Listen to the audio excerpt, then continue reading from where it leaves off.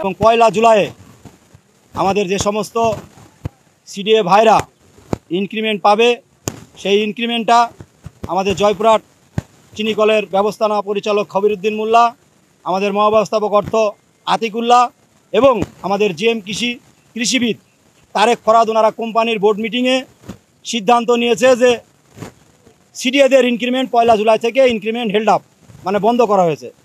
কৃষি বিভাগে কর্মরত যারা সিডিএ রয়েছি তারা সরাসরি আখ রোপণের সঙ্গে জড়িত এবং মাঠের কাজে জড়িত, অথচ একটি কালো আইনের মাধ্যমে আমাদের ইনক্রিমেন্ট অন্যায়ভাবে বন্ধ করে দেওয়া হয়েছে।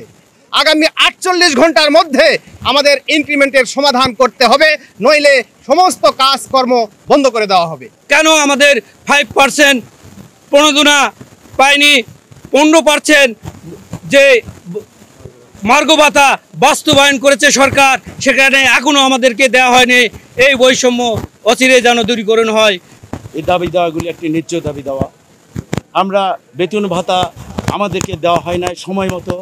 মজুরি কমিশন, পে কমিশন নিয়ে যে আলাদা বৈষম্য, একই টেবিলে চাকরি করি, একই জায়গায় চাকরি করি, আমরা বারবার বঞ্চিত হয়ে আসছি। এই বৈষম্য যেন না থাকে, এটা সরকারের কাছে আমাদের আবেদন। 48 ঘন্টার আলটিমেটাম দিয়েছি।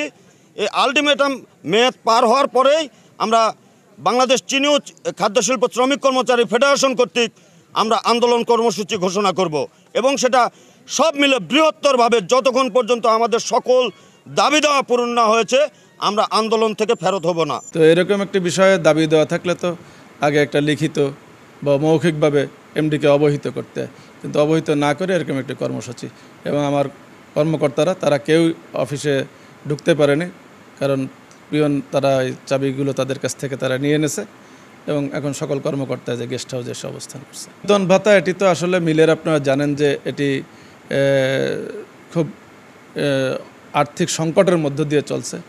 ইতিপূর্বেও এই মিলে দেখা যাচ্ছে, আমি এসে শুনেছি যে 5 মাস পরেও তাদের বেতন হয়েছে। আমি আসার পরে 3 মাস বকেয়া ছিল, এটি আমি 1 মাসের পর্যায়ে নিয়ে আসছি।